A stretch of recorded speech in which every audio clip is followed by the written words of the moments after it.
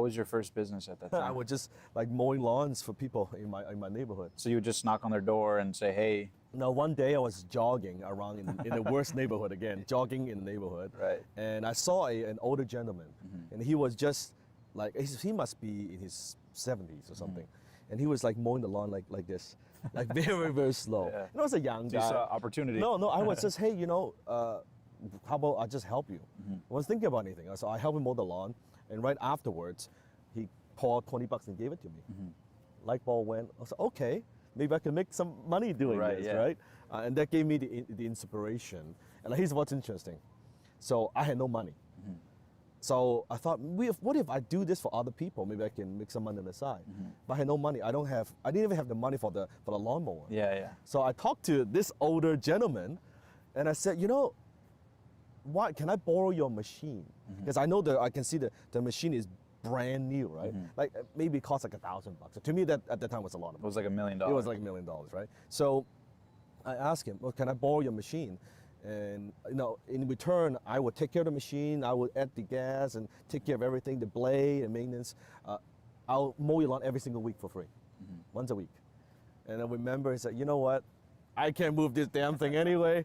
What the heck, young man, go ahead and use it. Yeah. And that's how I got my little machine. And then First side hustle going, like working a no money down deal, right? So I was knocking on door and mowing lawns. And, we made a few $100 here and there, but that's my first taste of entrepreneurship. How much were you charging at that time? It was like $10, $20. No, he's funny. He was a funny story. So I was knocking on door, and no one, like I was knocking, hey, do you want me to mow your lawn? No, we don't need that. We don't need that shit. Yeah. At the time, my mom had a friend, my aunt. She had a printing business, right? Like, printing business card and flyers and all that. So I went to my aunt and said, hey, aunt, why don't, you print a bunch of flyers? I will help you distribute in the neighborhood, like printing service. But yeah, there are two sides to a flyer, right? Right? I said, you print 5,000 of these, I'll run around, I'll distribute it. On the other side, can I put my stuff on it? Right? Yeah, my lawn mowing services, It's just like, what the heck, right? Yeah. And so I've been always very entrepreneurial. Yeah, you know how to, be resourceful in the situation. Win-win, right? Yeah. Because a lot of people wouldn't have even tried that because they'll say, well, I don't have the money for a lawnmower, I don't have any of that. So that stops them, right? Yeah, it's a good proof right there that it's not about what you have, it's about what you do with what you have. 100%. And you were exuding that even at a young age. It's never lack of resources. I think it's a lack of resourcefulness, right? And I was just resourceful. I had no money. So I had time. I can put in effort. And I distribute all 500 flyers. I ran home and I was just waiting for the phone. I thought I'm going to get rich. Yeah. I thought, oh my God, 5,000 people? Oh my God, I'm going to get 100 phone calls. Oh, I'm going to block my time. I'm still going to school. I thought I'm going to make like thousands of dollars, right? Right. 1 hour, no call. 1 day, no call. 3 days, not a single one. I was checking the flyer. Shit, did I put in the wrong number? Right. No, it's the right number, right? Not a single phone call from the flyer, Wow. right? And I learned, okay, there's something that you can have a great product, a great service, but if you don't know how to get it out there, do marketing and get people to pay attention, no one's going to buy from you. So I came with an idea. I thought to myself, and this affected my philosophy for the rest of my life, my business philosophy. So I think back, the very first client I had who paid me $20. What did I do? I mowed the lawn first before asking anything in return. That's how I got that first $20, right? Right, yeah. I thought, let me do that again. So I ran around the neighborhood and I found probably one of the higher end expensive homes in the neighborhood. And I saw the lawn was like up to this high, like high. And I just found a day and I just mowed the entire thing. Now this is illegal. You're not supposed to do that. I'm not an advocate of that, but I did that. So you didn't even knock on their door? No, I just mowed the whole lawn, right? I did the whole thing. Right. And I finished the whole thing and I sat at the front door waiting for the homeowner to come back. Okay, it's funny, it's a housewife. She came back and she couldn't recognize her lawn because it's this lawn. Right, yeah. She drove by and then she drove back and she pulled, what the hell is going on, right? Right. And she's like, who are you? I said, I'm just a kid. I'm trying to make some money. I provide these services, a fly. Oh, this is awesome. My husband travels all the time. He's never home. I can't do this stuff. Thank you so much. You make my lawn look so nice. She gave me $100. Wow. $100, right? And that affected me for the rest of my life. So my business philosophy until this very day, if you say one of my motto for business, add value first before you ask anything in return. That's how I always approach. You know how most business people, they approach somebody, yeah, they want to sell them some shit, right? Or they want to, hey man, you do something for me, or like, you know, on social media, people come to me all the time, or they feel like just because I'm successful, that I'm obligated to help them. Right. You can so easily will just give them handouts. That's not the case. They got to earn it. So my philosophy is any interaction with people, how can I add value to what you do? It's always my most favorite question is this: what is the most important project you're working on that I can add value to? I'll share a story with you. Many years ago, when I first met my mentor, and I was telling him about all these businesses that I had started. I said, hey, you know, Alan, I mean, I started all these businesses, and somehow, I don't know, man, I'm not making enough money. I'm struggling. I don't know why. My customers, they're like cheap. They're very difficult to deal with, and oh man, I don't know, the economy, and it's kind of sucks. And I think I pay too much in taxes. I mean, I was rambling on and complaining and bitching about all these things, and he said, stop. I said, what? He said, stop. I said, what do you mean? He said, stop. He said, it's very simple, Dan. Let me teach you something. He said, if your business sucks, it's because as a business person, you suck. I said, what? No, I work hard. I said, I was very defensive. I was like, I learned and I try to do my best and try to serve my customers. He said, no, you suck as a business person. He said, if you got sales problem, it means you suck as a salesperson. If you got employee problem, it means it sucks that you're a manager and a business leader. It's very, very simple. He said, remember this, your business is always a reflection of you. Your business is always a reflection of you. Nothing more. What works for me was I have my mentor. It's just you got to find that someone that who you resonate with, who you respect. That to me may not be the answer for everybody, but that was the answer for me. Yeah, you could watch 100 YouTube videos. Right. You could listen to 100 podcasts. You find that how come you actually have less clarity compared to before you even watch all this shit. Right. Yeah. So you need, like, knowledge is not wisdom, right? I always say knowledge is data, is knowing all these things you could possibly do. Wisdom is knowing which one is bullshit and just do this. You need to do this. And chances are, if you could get there by yourself, you'll already be there. Powerful, yeah. Your conscious level, your understanding got you to this point, this far. But if you have someone who is just from a distance, someone who trusts, who believe in you, and can say, hey, oh my, don't do this. Have you seen this? Have you looked at this? No. It changes everything. Opens up a whole new possibility. It's a possibility, right? And you want to find someone like a true mentor, not a fake mentor. Right. A true mentor who cares about your success, a mentor who you could talk to, just like one-on-one interaction, and a mentor who's where you want to be in your dreams. Right. Who's in it. Who's in, not like done it 10 years ago, who's in it, who's doing it, is still like been there and done that, continues to do it. You can find that person, I mean, do whatever the hell you could to learn from that, whoever that person is. But if you find that person, oh man, that's when I find my mentor, I went all in. It was not, let me think about it. No, I went all in, whatever it takes. I don't care if I have to pay. I don't care if I have to work. I don't care if I have to volunteer. Whatever it takes. Yeah. That changed my life. What would be a new piece of advice, or maybe something you haven't shared before that you find to be an important or integral part to people along their own journey? Goes back to the mentoring. Instead of trying to learn from all these different people, find one person and then stick with that. Because I like to use the martial metaphor. Imagine you want to learn martial art. What if you go to, let's say this week, you go to a karate class, next week you go to a boxing class, next week, the week after you go to a taekwondo class, and then the week after you go to a Krav Maga class. You never get good at anything, right? I think the purpose of learning is mastery.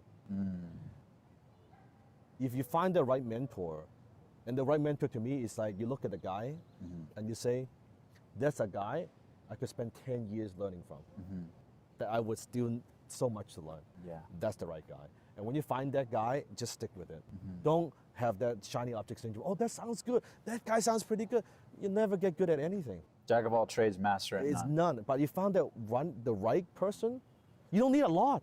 If the guy is truly good, have depth, have wisdom, that one person can help you achieve all your goals. Yeah, become a master. And of as that. you are growing, chances are your mentor is growing too. If your mentor is good, active, right?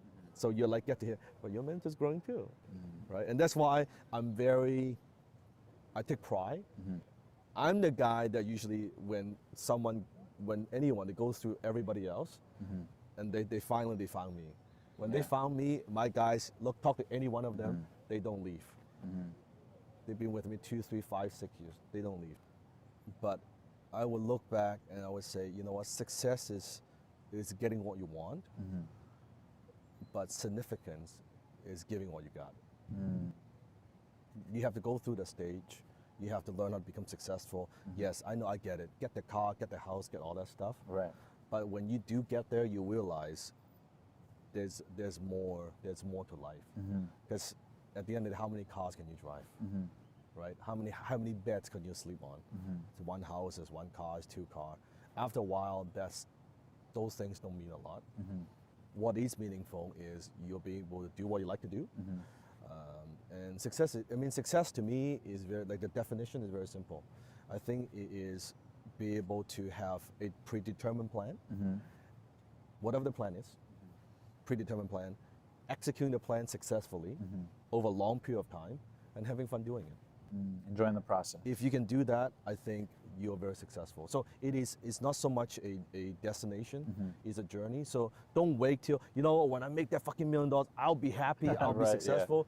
No, chances are if you're not happy along the way, you're not going to enjoy the $1 million. Not gonna last. Or if you get there, you'll chill out. or Yeah, stop. like nowadays, I don't even think about like money and, I'm going to make this much, I'm going to make that much.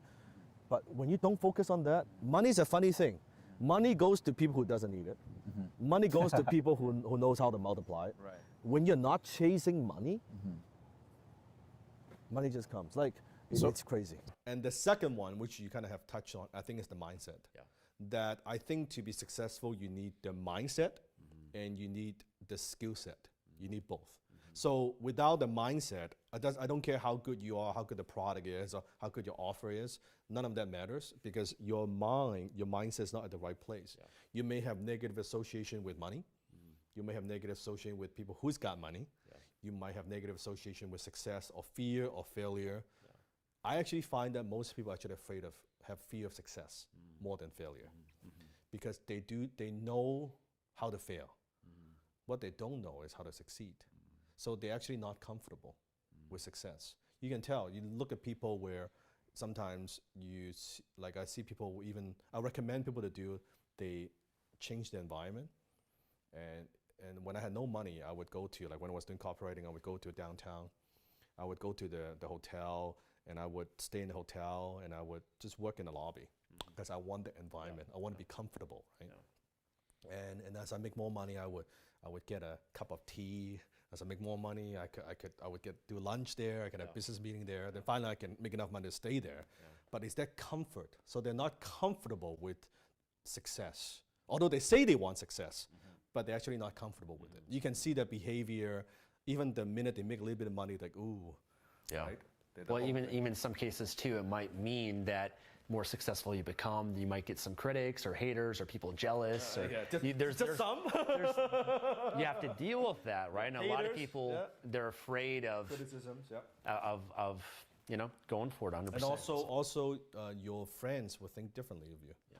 Right, your friends and family, and you might have to get some new friends. Yeah. I hate to say it, but Yeah. it's that. So the mindset, if you have the mindset, that's all good. So you have the abundance mindset, but then you also need a skill set to back it up, because without the skills, you can't deliver value to the marketplace. So doesn't matter. Let's say, Stefan, it's Tony Robbins, positive thinking, gratitude, all that is good.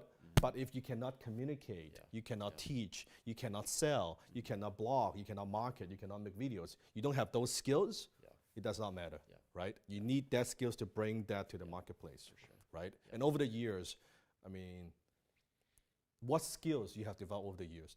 think about it. Yeah. That are important for you, right? For sure. Speaking, writing, communicating, selling, right? Technical skills. Yeah, even how to use the camera, everything. Yep. Yeah. Right? Yeah. And that's what makes you successful. Last reason why I believe most business fail is the business owner himself or herself, they don't know how to close. They don't know how to sell. They may be very passionate about an idea, they might be very creative, they may be inventor, or they may be they have some relationships that could start the business, but they don't have a skill, they don't have the ability to close, to persuade and convince. The ability to close is the number one skill that you need in business. And that's what I teach. The number one skill you need in business, because everything you want in terms of resources, capital, employee, every single day you're closing. You're talking with a vendor, you're negotiating, you're closing. You are motivating employees, trying to sell them your vision, you're closing. You are talking with customers, you're closing. You're talking vendor, you're closing. Every single day you're closing. Without that ability, the business won't work. They don't know how to produce revenue. When you don't know how to close, you don't know how to produce revenue. Remember this, whoever can make it rain controls the game. Whoever can make it rain controls the game. So if you don't know how to make it rain, you don't know how to bring in revenue, you don't know how to generate sales, your business will struggle. I've never seen a company that go out of business because of too much revenue. I'll say it again. I've never seen a company that goes out of business because of too much revenue. It's always a lack of revenue that the owner is very good at what they do. They're very talented. They're very passionate. They might even have expertise and experience, but they can't close worth of shit. They can't close. They don't know how to generate revenue. If you know how to generate revenue, your business is fine. Then you can bring on the people. Then you can bring on talents. Then you can bring on a team. So the number one thing you got to figure out in your business, the number one key is you got to figure out your optimal selling strategy. What is the optimal selling strategy? It means how can you make that first profitable sale? That's the number one focus you need. Not how do I make the greatest gadget, how do I make the greatest thing, how do I deliver the greatest program? No, how can you make that first profitable sale? How can you make that first profitable sale? When you can do that, you can make that first sale profitably, meaning let's say the sale is a $10,000 sale, and you can make the sale by spending $1,000 or $2,000 to acquire that customer, you've got a business. Predictably. Until you figure a way to consistently and predictably make that first profitable sale, you don't have a fucking business. You have a hobby. You have a dream. You might hope, oh, maybe someone would send me referral. Maybe someone would hire me. Maybe when I put my name out there, someday someone would call me. That's not a business. You must have a predictable and consistent way of making their first profitable sale. You look at most businesses that fail. You look at most people out there, you ask them this question, do you have a predictable way of making your first profitable sale? They'll look at you blank. Like what? Huh? What? Huh? What? They cannot even answer that question. If you can answer that question and you can execute it and you can do it, your success rate just goes through the roof.